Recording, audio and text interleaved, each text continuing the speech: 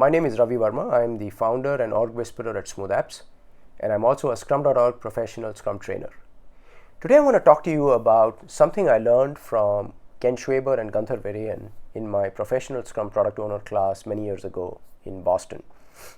One of the most important things that Ken and Gunther taught us was that in the world of software delivery, or perhaps any product or service delivery, there is one and only one source of truth, and that source of truth is the market.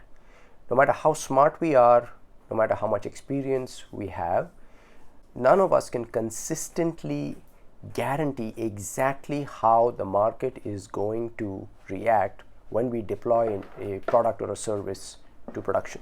Okay, so given that we don't know how the market is going to react, what Scrum tries to do is Scrum tries to reduce the length of the feedback loop, forcing or challenging teams to deliver to the market as frequently as possible, such that you find out the truth. Now, the truth might piss you off, but it will also set you free. Once you know the truth, you may not like it, but that transparency provides you the option of changing the truth, right? So there might be a gap between your current reality and desired reality, but once you know what your current reality is, now you have an option to change the reality and narrow the gap between what's happening and what you want to happen. So this kind of brought me to a new definition of the 3 C's of Scrum. We are accustomed to talking about 3 C's in the context of user story, card, conversation, confirmation, but that's not what I'm talking about here.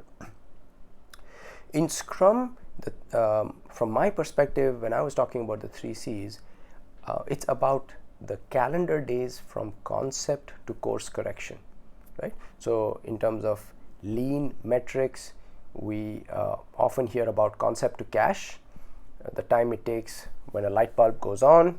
There's a concept, people think this is valuable. How many calendar days does it take for you to actually deploy it to production and start monetizing it or generating some business value? So I want to build on that idea of concept to cash and enhance it by adding the component of course correction. The intention of Scrum is to build learning organizations that can come up with a hypothesis, test the hypothesis through frequent deliveries to the market, the one and only source of truth, and then based on how the market reacts, either validate or invalidate the hypothesis.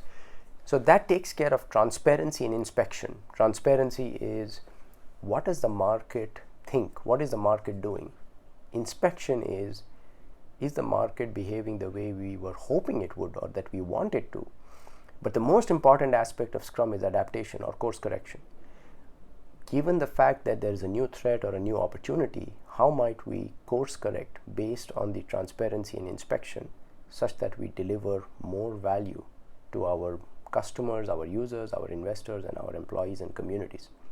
So very often this aspect of Scrum is lost. People think that Scrum is just a way for us to either get more work done from less people, or maybe it's about delivering more features on time, on scope, on budget.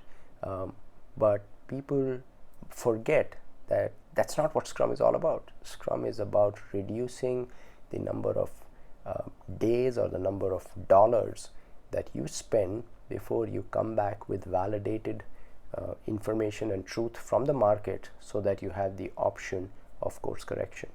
So I hope you found that useful. Remember the 3 C's of Scrum: concept to course correction, and see how far you can challenge your organization to deploy valuable functionality to production quickly, so that you find out the truth from the one and only one source of truth, that is the market. If you have any questions, contact me through smoothapps.com.